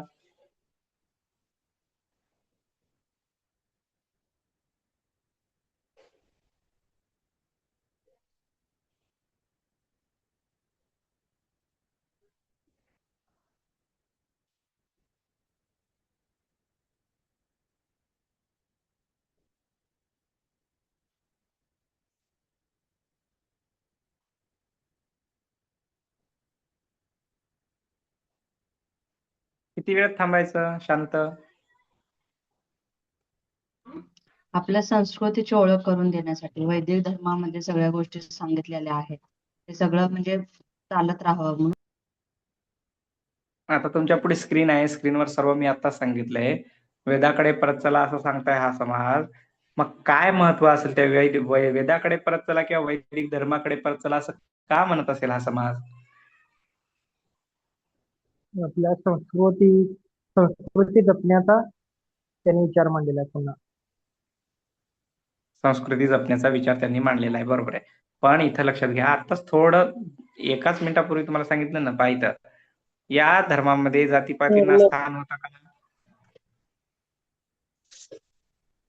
होतं का स्थान? नाही. नाही. मग आता ही जातीपातींना वैदिक धर्मामध्ये स्थान नसताना सुद्धा त्यावेळेस लोक सुखानं होते. मग एवढ्या वर्षानंतर ही जातपात आली कुठून? जसं आपण 1857 मध्ये हिंदू, मुस्लिम, शीख वेगवेगळं शिकलो, पण ही जातपात वैदिक धर्मामध्ये नव्हती तर आली कुठून मग परत? त्याच्यानंतर पहा, स्त्री पुरुष समानता होती म्हणजे त्यावेळेस वैदिक धर्माच्या वेळेस. मग स्त्री पुरुष जर सगळे समान होते तर सती जाताना फक्त बाईलाच का, त्या स्त्रियांनाच का सती जावं लागलं? बाल हत्यामध्ये मुलींना जास्त मारण्यात का आलं? विधवा पुनर्विवाहाअंतर्गत विधवांनाच का त्रास झाला?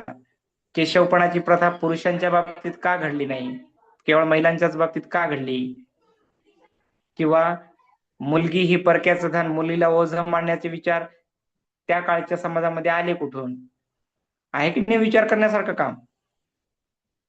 म्हणून स्त्री पुरुष समानता ज्या वैदिक धर्मामध्ये उल्लेखित केलेली आहे, तो धर्म 1857 ला आपण जर आता पाहतोय, 1875 ला हा आर्य समाज आलाय, याच्या आधी कितीतरी वर्षानं जर वैदिक धर्मामध्ये हे सगळं असेल, तर मग आजच्या स्थितीमध्ये ही धार्मिक रूढी परंपरा आल्या कुठून, आणल्या कोणी, आणि ह्या का म्हणून मान्य करायच्या, असं या धर्माचं परखड मत होतं. म्हणून वेदांकडे परत चला असा हा समाज लोकांना सांगू लागला. आर्य समाजाच्या भारतभर शाखा उघडल्या. आर्य समाजाच्या माध्यमातून ठिकठिकाणी शिक्षण संस्था सुद्धा उघडल्या.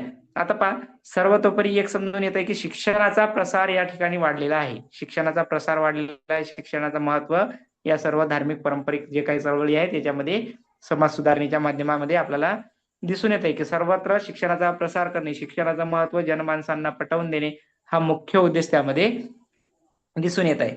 म्हणजेच लक्षात घ्या, पहिल्यांदा जर क्रांती घडवायची असेल तर सगळ्यात महत्वाची कोणती, विचारांची क्रांती झाली पाहिजे. आणि विचारांची क्रांती घडण्यासाठी काय आवश्यक आहे? शिक्षण. शिक्षण महत्वाचं आहे. आता पहा, स्त्री विषयक सुधारणा काय झाल्या भारतामध्ये त्यावेळेसच्या. ब्रिटिश सत्तेचा भारतात विस्तार झाला. त्या काळात भारतातील स्त्रियांची परिस्थिती दयनीय होती. पहिला आपण केशवपण असेल, विधवा पुनर्विवाह, पडदा पद्धती, चूल आणि मूल एवढंच कार्यक्षेत्र, अशा सगळ्या बाबी आपण यापूर्वी पाहिलेल्या आहेत. मग आता या सगळ्या केशवपण म्हणजे काय बरं? केस काढले जायचे महिलांचे पूर्ण. कोण्या महिलांचे? विधवा महिला. विधवा महिलांचे. विधवा महिलांचे केस कापून त्यांना टक्कल केलं जायचं आणि त्यांना मुंडन करून त्यांना समाजामध्ये विद्रूप करून टाकलं जायचं आणि त्यांना काहीतरी नियमबद्ध पद्धतीने त्यांच्यावर लादलेल्या नियमामध्ये त्यांना जीवन जगण्यासाठी कुठेतरी एखाद्या बाजूला घराच्या आडगळीच्या खोलीमध्ये ठेवून द्यायची. अशी केशवपण. मग ही केशवपण करताना सुद्धा बऱ्या म्हणजे केशवपणाच्या ज्या काही समस्या होत्या त्या सुद्धा मोडीत काढण्याचा प्रयत्न आता विचारवंतांनी केलेला आहे. मग आता इथं काय झालंय, परिस्थिती दयनीय होती. त्यांना शिक्षणाचा अधिकार नव्हता, समानतेची वागणूक दिली जात नव्हती, बालविवाह होते, जरट कुमारी विवाह होते. जरट कुमारी विवाह म्हणजे काय? जे मुलगा आणि मुलगी म्हणजे लहान मुलीचा विवाह एका मोठ्या पुरुषाशी म्हणजे 40-50 वर्षाच्या पुरुषाशी केला जात होता. हा, 50-60 वर्षाचं म्हातारं एखादं आणि त्याच्यासोबत विषमता होती सर. 10-15 वर्षाचा 10-15 वर्षाच्या मुलीचा विवाह लावला जायचा, त्याला म्हणायचं जरट विवाह, जरट कुमारी विवाह पद्धती. हुंडा पद्धती पहिलीपासून होती. अजूनही आधुनिक काळामध्ये सुद्धा आपण काही प्रकार असे पाहतो, हुंडाबळीसाठी हुंड्यासाठी त्रास झालेला आहे. कायदे असून सुद्धा छेडछाडीचे प्रकार आता थोडे बंद झाले आहेत, पण जाणवतात कुठं ना कुठं. सती प्रथा, केशवपण, विधवा विवाह अशा प्रथा समाजात होत्या. तत्कालीन गव्हर्नर लॉर्ड बेंटिक याला सतीबंदीचा कायदा करण्यासाठी राजा राममोहन राय यासारख्या समाज सुधारकांनी मदत केली. गोपाळ हरी देशमुख या उर्फ लोकहितवादी यांनी शतपत्रातून स्त्री पुरुष समानतेचा पुरस्कार केला. पहा, गोपाळ हरी देशमुख हे चित्र पण दिलेलं आहे इथं, आणि यांना लोकहितवादी म्हणायचे. नाव काय होतं यांचं? लोकहितवादी. पूर्ण नाव गोपाळ हरी देशमुख. यांनी शतपत्रे मांडली. शतपत्रे किती असतील बरं? ही 100 किंवा त्यापेक्षा थोडीशी अधिक काही असतील कदाचित, पण शतपत्रे म्हणून 100 पेक्षा जास्त पत्र त्यांनी यामधून मांडली आणि या शतपत्रांमधून त्यांनी स्त्री पुरुष समानतेचा पुरस्कार केला. आता प्रश्न येतो, दादोबा गोपाळ कोण आहेत? गोपाळ हरी देशमुख यांनी जी शतपत्रे मांडली, ही शतपत्रे कोणत्या वृत्तपत्रातून मांडलेली आहे? कोणत्या वृत्तपत्रातून मांडली मग ही?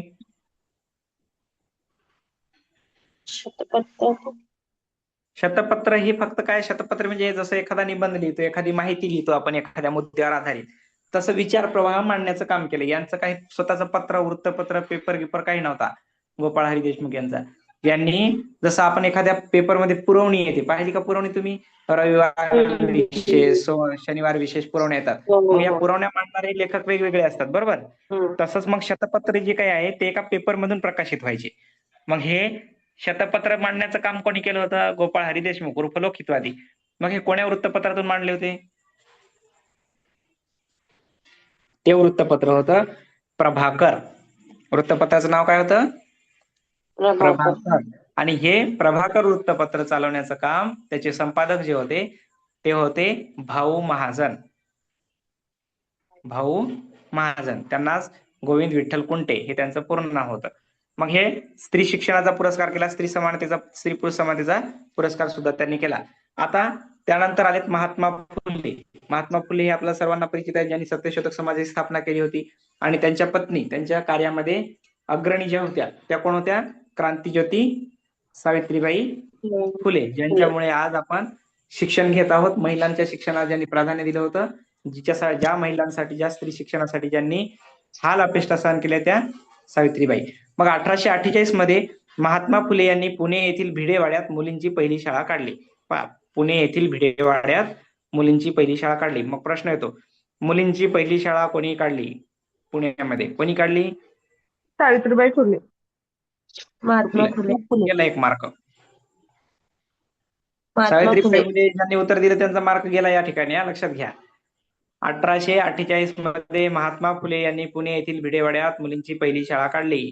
कुठं आला महात्मा फुले यांच्या सोबत सावित्रीबाईचा उल्लेख आला का इथं? त्यांच्या कार्यामध्ये योगदान दिलं, त्यांच्यासोबत काम केलं, पण शाळा स्वतः सावित्रीबाई फुले यांनी काढली होती का? नाही. महात्मा फुले यांनी काढलेल्या शाळेमध्ये सावित्रीबाईंनी काम केलं. मग लक्षात घ्या, पुणे येथे कोणत्या वाड्यामध्ये काढली होती पहिली शाळा? भिडेंच्या वाड्यामध्ये काढली होती.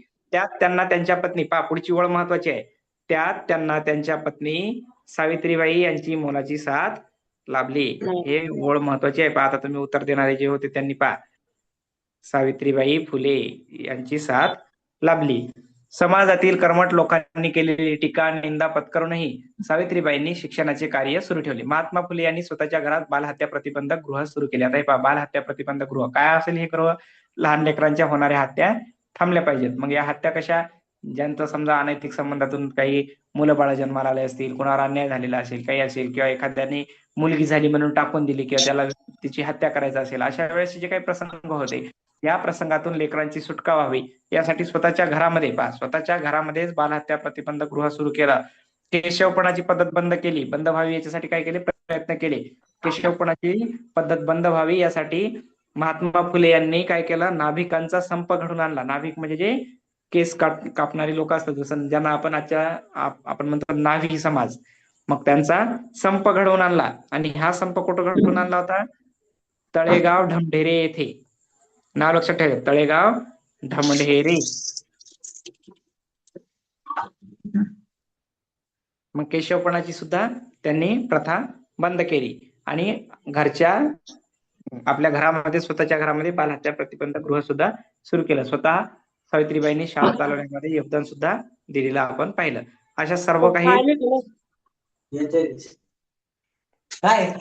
कोणाचा माईक चालू आहे? माईक म्यूट करा.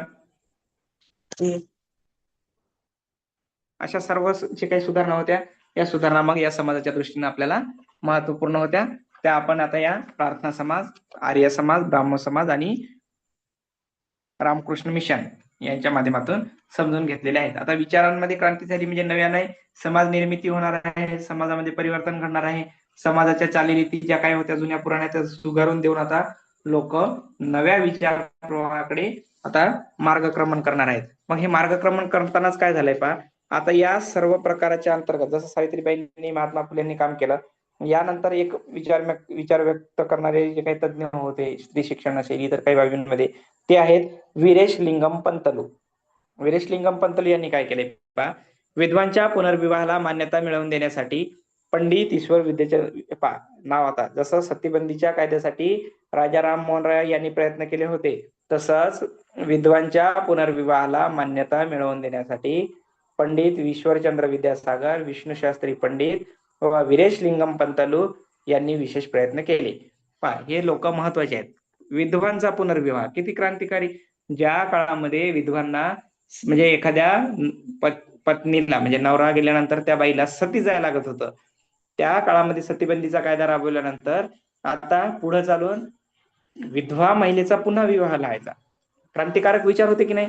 ज्यावेळी समाजामध्ये स्त्रियांना बाहेर निघण्याची परवानगी नव्हती, केशवपणासारख्या अनिष्ट परंपरा होत्या, सती प्रथा होत्या. सती प्रथा आता 1829 ला बंद केली, इथपर्यंत आपण आलो होतो. पण जिला स्वतःचं स्थान निश्चित नव्हतं, त्या स्त्रियांना पुन्हा मत व्यक्त करायचं होतं की मला पुन्हा लग्न करायचंय. किती क्रांतिकारी विचार असेल! आणि एवढं सहज लोक मान्य केलं असतील का? ज्या विधवेला घराच्या आडगळीच्या खोलीमध्ये टाकून दिल्या जायचं, त्या विधवांना पुन्हा समाजामध्ये आणायचंय. कोण स्वीकारेल बरं? एवढं सहजासहजी स्वीकारलं असेल का हे? नाही.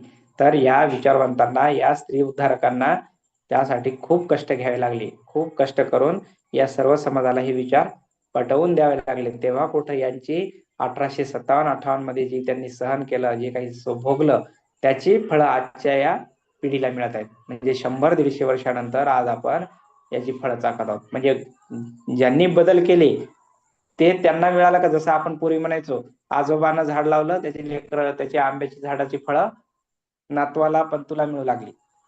मग तीच परंपरा आज आपल्याकडे घडत आहे. त्यांनी सहन केलं म्हणून आज आपल्याला मोकळा श्वास घेता येत आहे, हक्कानं जीवन जगता येत आहे. हे असे विचारवंत. मग या सर्व विचारवंतांनी काय केलंय पहा, विधवा पुनर्विवाहाचा कायदा हवा, या विधवा पुनर्विवाहाला मान्यता मिळावी यासाठी प्रयत्न केले. गोपाळ गणेश आगरकर यांनी सुधारक या वृत्तपत्रातून बालविवाह, वृत्तपत्र सुधारक, कोणी काढलं सुधारक हे वृत्तपत्र?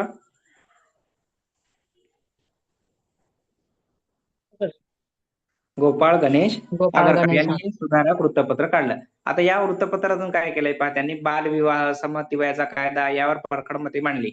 महर्षी विठ्ठलरामजी शिंदे, आता हे थोडस मागे येऊया. संमती वयाचा कायदा. संमती वयाचा कायदा म्हणजे काय बरं? काय असेल त्याची? संमती वयाचा कायदा म्हणजे नेमकं कशासाठी मांडला असेल?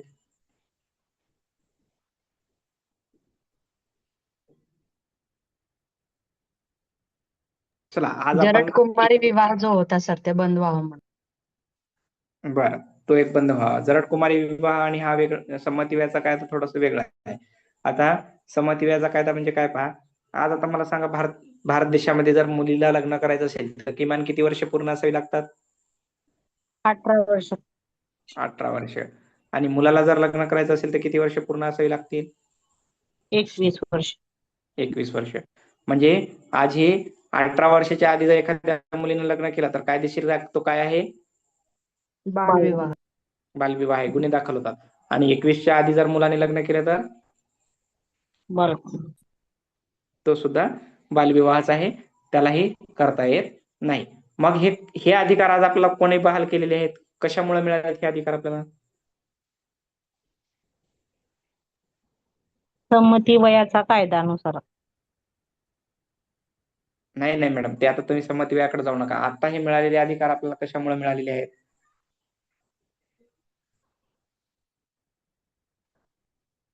बरं, हे वयाचं जे काही बंधन आहे कोणी ठरवलेलं आहे? सरकारने ठरवलं ना हे. सरकारने. म्हणजे कशाच्या आधारे ठरवलं सरकारनं? कायदे केले असतील का काही याच्यासाठी? हो, पूर्वी लोकांनी जे काय आता आपण बघतोय समाजामधले बदल, त्याच्यावर आधारित कायदे झाले ना तयार. हा, मग हे कायदे त्यासाठी महत्वाचे आहे. मग हे संमती वयाचा कायदा म्हणजे काय होतं की मुला मुलीच्या लग्नाचं वय त्या ठिकाणी निश्चित करायचं. मुलीचं वय जर 10 वर्ष असेल तर किमान मुलाचं वय 15 वर्ष त्या ठिकाणी असायला अपेक्षित आहे. जर मुलगी 12 वर्षाची असेल तर म्हणजे किमान 10 वर्षाच्या पूर्वी मुलीचा विवाह झाला नाही पाहिजे. आणि मुलाचा जर विवाह करायचा असेल तर कमीत कमी 15 वर्ष 12 वर्ष जे काही ठरवलं असेल त्यावेळेस, त्याच्या आधी लग्न करायचं नाही. आणि जर तसं लग्न कुठं झालेलं असेल तर तो काय असेल? मग बालविवाह असेल आणि तो कायद्यानं गुन्हा असेल.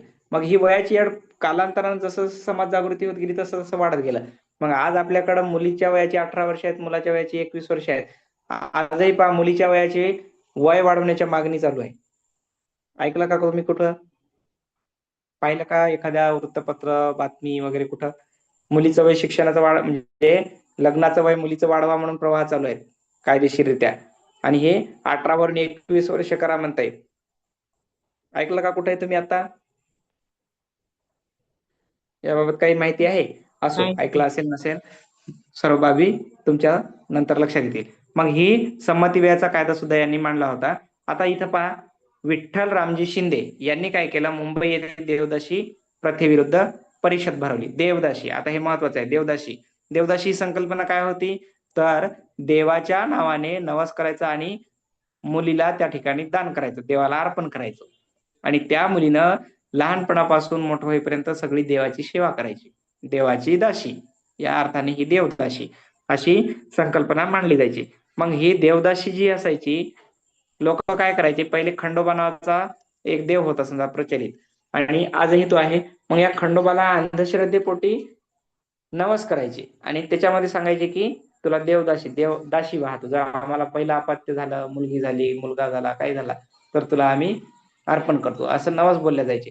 मग हे त्यावेळेच्या लोकांचे जे नवस तापस काही उपवास वगैरे जे काय होते, या प्रथेतून हे सगळं निर्माण झालेलं होतं. आणि देवदासी प्रथा ही जी होती, ही देवदासी प्रथेविरुद्ध परिषद भरवली होती. ही परिषद कोणी भरवली होती? मग विठ्ठल रामजी शिंदे यांनी. कुठे? मुंबई येथे. आता ताराबाई शिंदे यांनी स्त्री पुरुष तुलना हा ग्रंथ लिहिला. आता हे महिला आहे आणि या महिलेनं काय केलंय, ग्रंथ लिहिलाय. कोणता ग्रंथ लिहिला? स्त्री पुरुष स्त्री पुरुष तुलना हा ग्रंथ लिहिला. स्त्री पुरुष तुलना ग्रंथामध्ये काय सांगितलं होतं? स्त्री पुरुष तुलना. स्त्री पुरुष तुलना म्हणजे काय सांगितलं असेल? स्त्रिया आणि पुरुषांची तुलना केलेली असेल का याच्यात? नावच आहे त्याचं, स्त्री पुरुष तुलना. तुलना केली असेल. मग स्त्रियांची आणि पुरुषांची तुलना केली असेल का यामध्ये? हो सर, केलीच असेल. केलीच असेल. आणि लक्षात घ्या, ताराबाई शिंदे या लेखिकेला त्यावेळेसच्या लोकांनी काय म्हटले? तर बंडखोर स्त्री. काय म्हटले त्यांना? बंडखोर स्त्री म्हणून उल्लेख केला जातो यांचा. आणि ह्या होत्या विदर्भातील बुलढाणा इथल्या, विदर्भातील बुलढाणा जो जिल्हा आहे त्या जिल्ह्यामधल्या ताराबाई शिंदे होत्या. आता या स्त्री पुरुष तुलना ग्रंथामध्ये ताराबाई शिंदे यांनी काय विचार मांडले? जसं एखादा, तुम्हाला सांगितलं मी, जर पती निधन पावला तर महिला सती जात आहे, तर मग पत्नी निधन पावल्यावर एखादा सती का जात नाही किंवा सत्यवान का होत नाही? मग माणूस जर समजा तो पत्नी गेल्यानंतर लगेच दुसरं लग्न करतो, तर मग पत्नीचा समजा पत्नी विधवा झाली, ती स्त्री जर विधवा झाली तर तिनं लग्न का करू नये? किंवा घरातली सगळी कामं बायकांनी करायची, तर पुरुषाने नुसतं जेवण करायचं आणि भाकर खाऊन हात धुतल्यानंतर बाहेर निघून यायचं का? लेकरं सांभाळण्याची जबाबदारी सगळी स्त्रियांनी, तर माणसांनी काय करायचं मग? अशा सगळ्या विचारांवर त्यांनी या ग्रंथामध्ये प्रकाश टाकला. आता हे विचार योग्य होते की अयोग्य होते सांगा बरं? आता तुम्ही महिला आहात, तुम्ही काय म्हणाल? योग्य होते सर. तुम्ही योग्य होतेच म्हणाल, बरोबर. आणि मी जरी त्या काळामध्ये समजा जर स्त्री असतो किंवा विचार व्यक्त करणारा एखादा विचारवंत असतो, समजा समाज सुधारक असतो, तर मी हे विचार त्याही वेळेस मान्य केलेले असते आणि आजही मान्य केलेच असते किंवा आजही ते मान्य करणारच आहे. पण मला सांगा, या बाबतीमध्ये कुठेही स्त्री पुरुष समानता समाजामध्ये त्यावेळेस होती का? नव्हती सर. नव्हती. म्हणून असे विचारवंत उदयाला आले आणि ज्यांनी समाजामध्ये नवजागृती करण्याचं काम केलं. मग या ताराबाई शिंदेना, आता हे असं जर ती बाई बोलत असेल ज्या काळामध्ये स्त्रियांना डोक्यावरचा पदर सुद्धा पडू देता येत नव्हता, त्या काळामध्ये जर ही महिला अशी जर विचार मानत असेल तर किती क्रांतिकारी विचार असतील तिचे?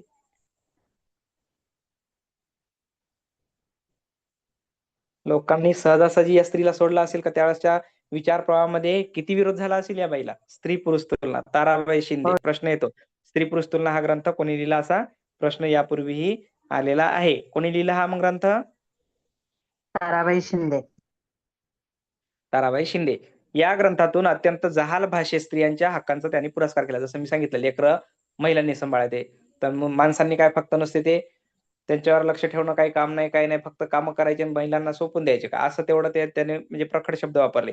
त्यानंतर घरची कामं फक्त खाण्यापुरतं पुरुषांचं काम का? भांडे धुणं, पाणी, हे सगळे कामं स्त्रियांनीच करायचे का? असे प्रखड शब्द, कडक शब्दामध्ये त्यांनी याचा पुरस्कार केला स्त्री हक्काचा.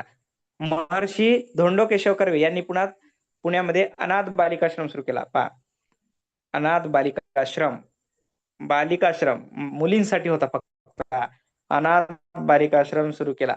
विधवा, परित्यक्ता यांच्यासाठी सर्वच महिलांना शिक्षण घेऊन पायावर उभं राहता यावं, हा त्यांचा हेतू होता. महिलांसाठी असणारा हा बालिकाश्रम, यामध्ये विधवा, महत्वाचा, विधवा, परित्यक्त्या, सर्वच महिलांना शिक्षण घेऊन स्वतःच्या पायावर उभं राहता यावं, हा याचा उद्देश होता स्थापनेमागचा. महर्षी धोंडो केशव कर्वे यांचा उद्देश बालिकाश्रम स्थापन करण्याचा. मग स्वतःच्या पायावर जर स्त्रिया उभ्या राहिल्या तर काय होईल बरं? विधवा स्त्रिया होत्या, त्यांना शिक्षण मिळालं, ते स्वतःच्या पायावर उभ्या राहिल्या तर कुणाला, त्यांच्या घरातील लोकांना त्यांचं ओझं वाटेल का?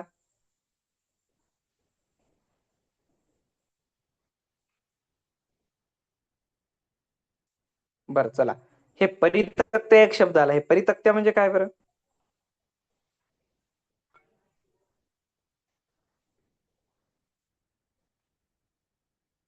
परितक्त्या, परितक्त्या म्हणजे काय? माहित पहा, परितक्त्या म्हणजे तुम्हाला मी पहिले सांगितलं की जसं हुंडा बळी होता किंवा इतर काही कारण होती समाजामधल्या रूढी परंपरा, मग लग्न करायचं आणि नवऱ्यानं काही कारणावरून बायकोला सोडून द्यायचं. मग अशा सोडण्याचे जे काही प्रकार होते त्याला म्हणायचे परितक्त्या. म्हणजे त्या मुलींनी माहेरी जाऊन राहायचं. मग माहेरी गेल्यानंतरही त्यांना सन्मानाची वागणूक असेल का? नाही सर. नाही. अशा अवस्थेला म्हणायचं परितक्त्या अवस्था. नवऱ्याने सोडून दिलेली स्त्री, म्हणजे नवऱ्यानं कुठल्या ना कुठल्या कारणामुळे त्या बाईला कुठं ना कुठं तरी त्रासदायक अनुभव देण्यातला हा प्रकार होता. म्हणून या परितक्त्या स्त्रियांसाठी, विधवा ज्या होत्या त्यांना शिक्षण घेण्यासाठी अनाथ बालिकाश्रम पुण्यामध्ये कोणी स्थापन केला? महर्षी धोंडो कर्वे. महर्षी धोंडो केशव कर्वे. यांना अण्णा नावाने ओळखले जायचं. अण्णा नाव लक्षात ठेवा, अण्णा. त्यांच्या प्रयत्नामधून 20व्या शतकातील भारतातील पहिले महिला विद्यापीठ उभी राहिली. पहा, भारतातील पहिले महिला विद्यापीठ सुद्धा महर्षी धोंडो केशव कर्वे यांच्या प्रयत्नाने उभी राहिली. आतापर्यंत शिक्षण संस्था स्त्रियांसाठी सुरू झाल्या, पण विद्यापीठ कुठेही नव्हतं. मग आता पहिलंच विद्यापीठ 20व्या शतकातलं भारतातलं पहिलं विद्यापीठ महिलांसाठी सुरू केलं. कोणी सुरू केलं हे? महर्षी धोंडो केशव कर्वे. पंडिता रमाबाईंनी शारदा सदन संस्थेची स्थापना करून दिव्यांग मुले, मुली, स्त्रिया यांच्या पालनपोषणाची जबाबदारी स्वीकारली. आता पहा, शारदा सदन. शारदा सदन काय होतं? तर जी काही दिव्यांग मुली होत्या, स्त्रिया होत्या, या स्त्रियांसाठी शारदा सदन संस्था काढली. दिव्यांगांसाठी. पहा, पालन पोषण हे ते सगळं याची सगळी जबाबदारी कोणी स्वीकारली? या संस्थेनं स्वीकारली. रमाबाई रानडे यांनी सेवा सदन संस्थेच्या माध्यमातून स्त्रियांसाठी परिचारिका अभ्यासक्रम सुरू केला. सेवा सदन आणि शारदा सदन वेगवेगळे आहेत. शारदा सदनची स्थापना पंडिता रमाबाईंनी केली. नाव आहे पहा, पंडिता रमाबाई. आणि रमाबाई रानडेनं कशाची केली? सेवा सदन. नाव दोघीचं रमाबाईचं आहे, पण पंडिता रमाबाई वेगळी आणि रमाबाई रानडे वेगळी, दोन्ही स्त्रिया वेगळ्या आहेत. मग रमाबाई रानडे यांनी सेवा सदन संस्थेची स्थापना केली आणि स्त्रियांसाठी परिचारिका अभ्यासक्रम सुरू केला. परिचारिका म्हणजे काय बरं? नर्सिंगचा. कोणाला म्हणतात परिचारिका? नर्सिंग. नर्स.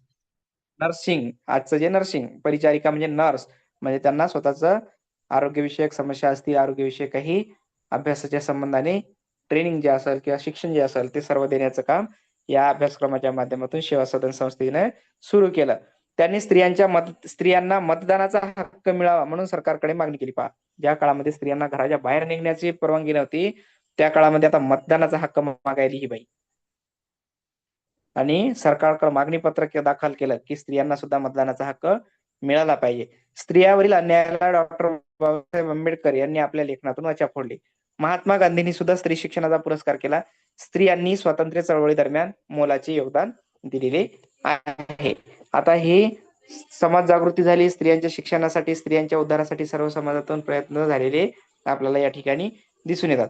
म्हणजे लक्षात घ्या, प्रत्येक बाब ही समाजाच्या उद्धाराच्या दृष्टीने जे जे घटक महत्वाचे होते, जसं तुमचं स्पृश्य, अस्पृश्यता, स्त्री पुरुष समानता, कनिष्ठ, उच्च, नीच, या ज्या काही भूमिका होत्या, या सर्व भूमिका आता लयास जाताना दिसत आहेत का? किंवा या बाजूच्या यांच्या पलीकडे कुठे जाऊन तरी, याच्या पलीकडे कुठलं तरी एक पाऊल उचलून शिक्षणाचा नवे विचार प्रवाह आपल्यामध्ये रुजवायला सुरुवात झालेली आहे का?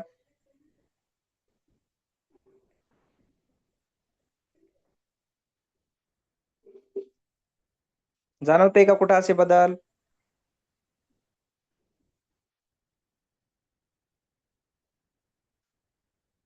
काहीच जाणवून वाटायला आज मला.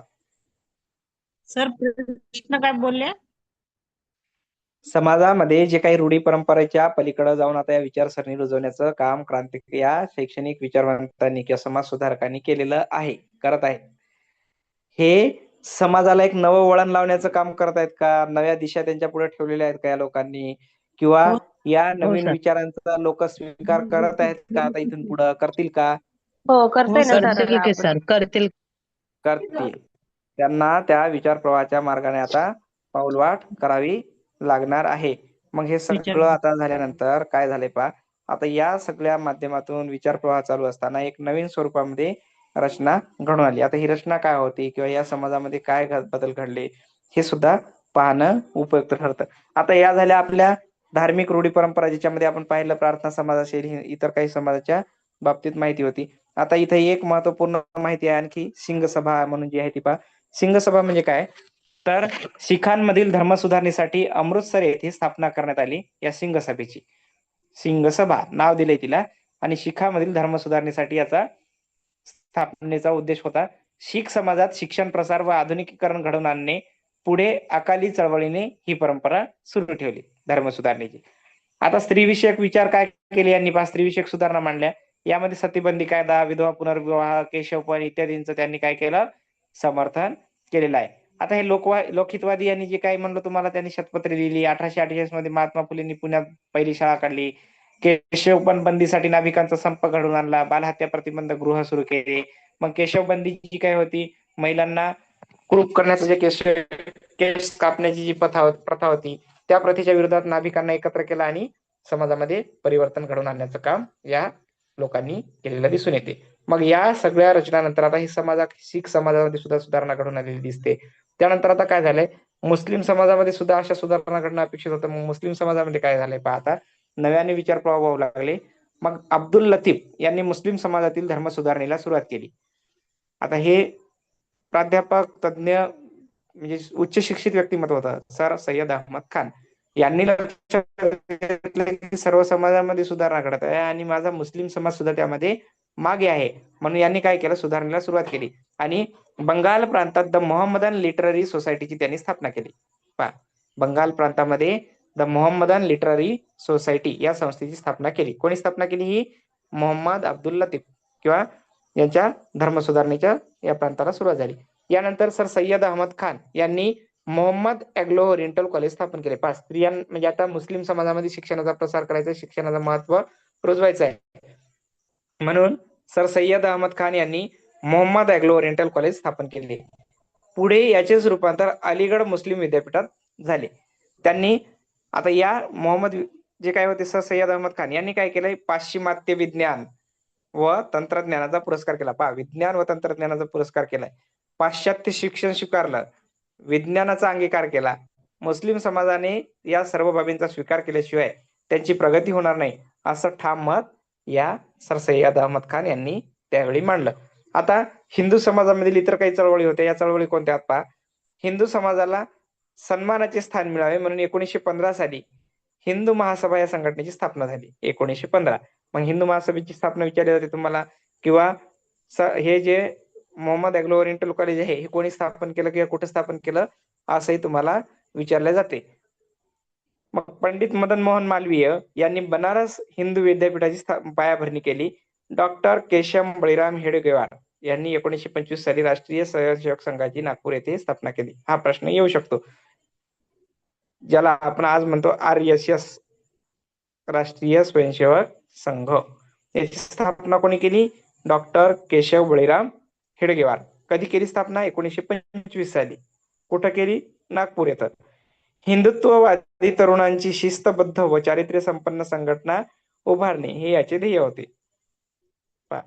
RSS ध्येय, वादी तरुणांची शिस्तबद्ध व चारित्र्य संपन्न संघटना उभारणा करणे, असं याचं महत्व या ठिकाणी उद्देश ठेवण्यात आलेला होता. अशा पद्धतीने या धार्मिक सामाजिक सुधारणा ज्या काय होत्या, या सर्व सामाजिक सुधारणामुळे समाजामध्ये नवपरिवर्तनाचे, नवविचारांचे वारे वाहू लागले. आधुनिक शिक्षणाची कास या लोकांनी धरली आणि आता इथून पुढे हे परिवर्तन घडून यायला सुरुवात झाली. आता प्रबोधनाच्या इतर क्षेत्रामध्ये काय बदल झाले पहा. सुधारणेच्या चळवळीप्रमाणेच प्रबोधन काळात साहित्य, कला, विज्ञान यांच्या क्षेत्रामध्ये सुद्धा बदल घडून आलेली प्रगती महत्वाची होती. साहित्याच्या क्षेत्रात गुरुदेव रवींद्रनाथ टागोर, साहित्याच्या क्षेत्रात गुरुदेव रवींद्रनाथ टागोर यांना, तर साहित्याच्या क्षेत्रामध्ये गुरुदेव रवींद्रनाथ टागोर यांना तर विज्ञानाच्या क्षेत्रात सी.व्ही. रमन यांना नोबेल पारितोषिक मिळाले. भारतामध्ये क्रांती झाली, शैक्षणिक क्रांतीची सुरुवात झाली, विचारांची क्रांती झाली आणि आता जागतिक स्तरावर जे काही पुरस्कार दिले जातात नोबेल पुरस्कार, त्यामध्ये साहित्याच्या क्षेत्रात रवींद्रनाथ टागोर यांना मिळाला. कोणत्या पुस्तकासाठी मिळाला, कोणत्या साहित्यासाठी मिळाला हा? गीतांजली.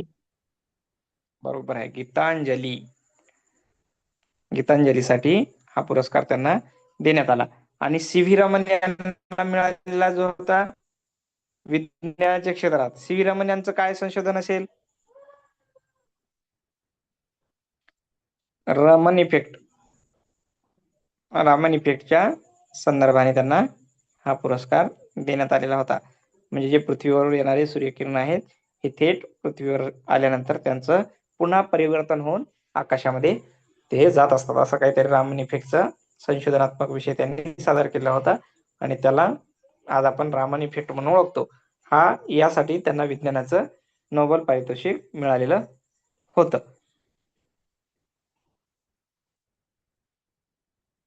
यानंतर पुढची जी स्लाइड आहे त्यामध्ये पहा, आधुनिक भारताची जडणघडण झाली. कथा कादंबऱ्या या नव्या विचार प्रवाहामुळे काय झाले, बदल घडले का? आता काय बदल घडलेत पहा.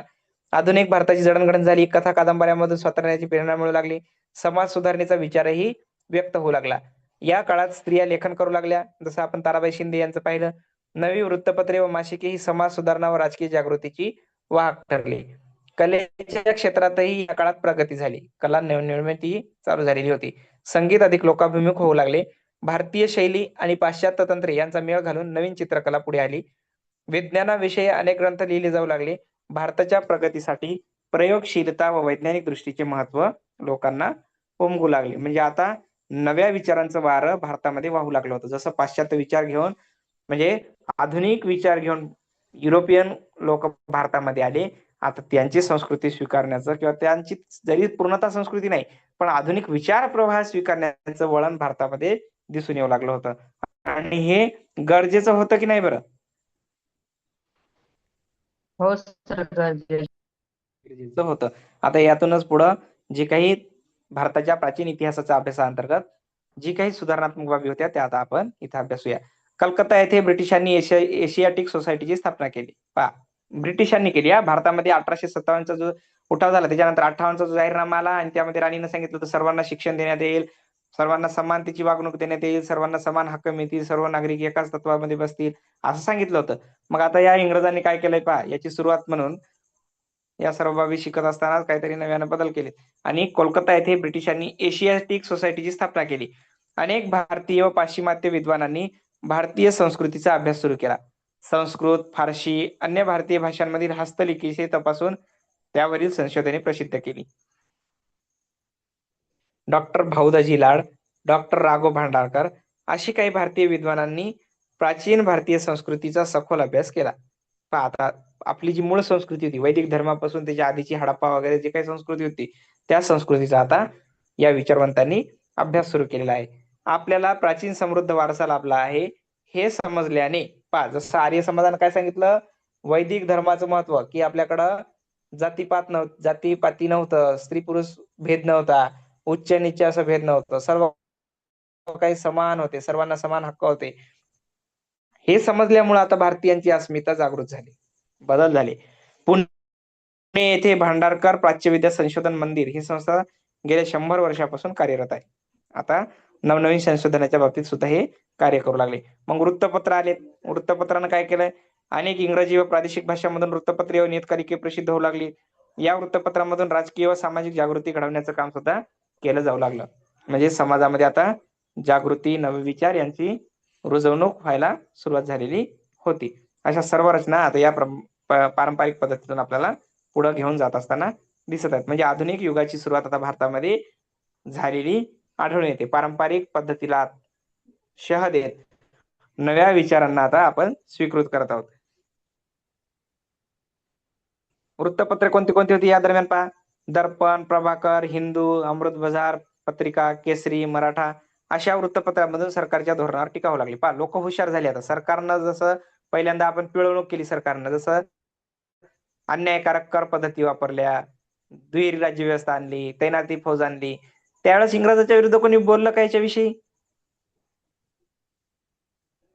नाही कोणी सर. स्वतःची मतं मांडली का? नाही. नाही.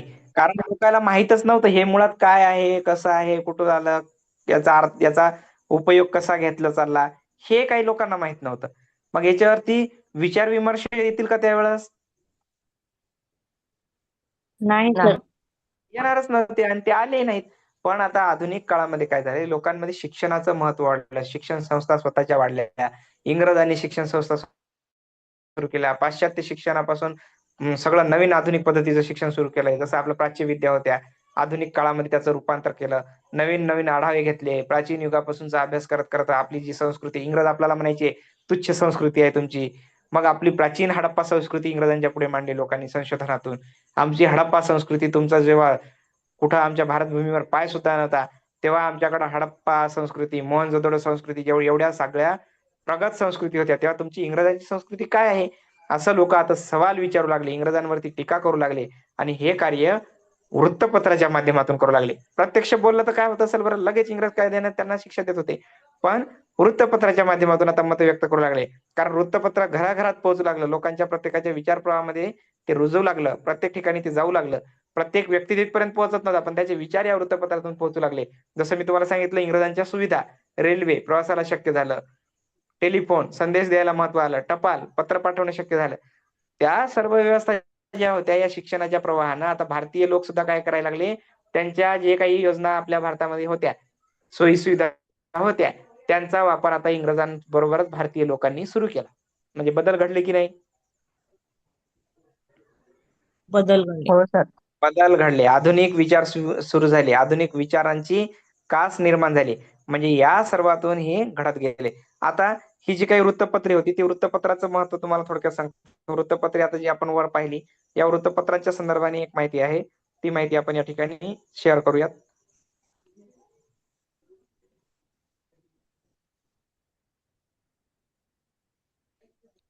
आता ही जी काही वृत्तपत्रे नव्याने निर्माण झालेली आहेत, या वृत्तपत्राच्या संबंधाने काही माहिती आहे, ही माहिती पहा. इथं प्रभाकर हे वृत्तपत्र, भाऊ महाजन हे त्याचे संपादक होते, तुम्हाला सांगितलं यापूर्वी. यांचं पूर्ण नाव गोविंद विठ्ठल कुंटे होतं आणि याच वृत्तपत्रातून शतपत्रे लिहिली गेली म्हटलं होतं. मग शतपत्रे कोणी सांगितली होती, लिहिली होती ही?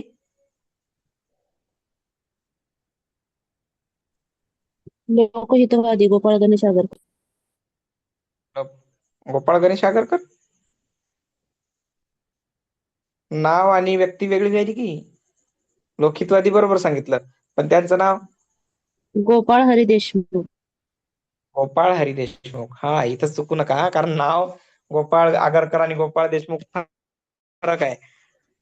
भाऊ महाजन यांच्या वृत्तपत्रातून ही शतपत्रे मांडली होती. त्यानंतर हिंदू हे एक वृत्तपत्र होतं, मद्रास प्रांतातून निघायचे आणि त्यावेळेसच्या 6 राष्ट्रवादी तरुणांनी एकत्र येऊन हे वृत्तपत्र सुरू केलं होतं. अमृत बाजार पत्रिका, शिरीष कुमार घोष आणि मोतीलाल घोष यांनी ही वृत्तपत्र सुरू केलं होतं. केसरी लोकमान्य टिळक यांनी सुरू केलेलं हे मराठी वृत्तपत्र होतं. तर मराठा हे लोकमान्य टिळक यांनी सुरू केलेलं इंग्रजी पत्र होतं. आणि सुधारक गोपाळ गणेश आगरकर. आता हे तुम्ही गोपाळ गणेश आगरकरांचं नाव लोकहितवादींशी जोडलं होतं, हे लोकहितवादी नव्हते, यांना सुधारक असे म्हणतात.